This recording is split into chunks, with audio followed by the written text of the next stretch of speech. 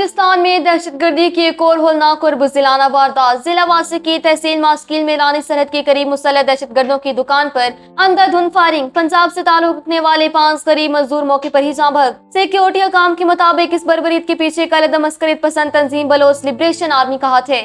واقعے کے بعد پولیس نے ویژر ایف سی کا پورے علاقے میں وسیع پیمانے پر سرچ آپریشن شروع۔ مقتولین کی لاشوں کو ہیلی کاپٹر کے ذریعے پنجاب روانہ کرنے کے انتظامات۔ وزیر اعلیٰ بلوچستان کا سخت نوٹس۔ بلوچستان کے ضلع واسطے کی تحصیل ماسکیل میں معصوم اور نہتے شہریوں پر ظلم کی انتہا کر دی گئی، جہاں ایرانی سرحد سے متصل اس دور افتادہ علاقے میں بھاری ہتھیاروں سے لیس نامعلوم موٹر سائیکل سوار دہشت گردوں نے ان دکانوں پر اچانک دھاوا بول کر اندھادھند گولیوں کی بوچھار کر دی۔ جہاں پنجاب کے مختلف علاقوں سے آئے ہوئے یہ غریب مزدور اپنی روزی روٹی کمانے کے لیے کام کر رہے تھے اور اس بزدلانہ فائرنگ کے نتیجے میں تمام 5 مزدور موقع پر ہی زخموں کی تاب نہ لاتے ہوئے دم توڑ گئے، جن میں سے ایک مقتول کی شناخت محمد حسن ولد عنایت اللہ کے نام سے ہوئی ہے، جبکہ دیگر کی باقاعدہ شناخت کا عمل تاحال جاری ہے۔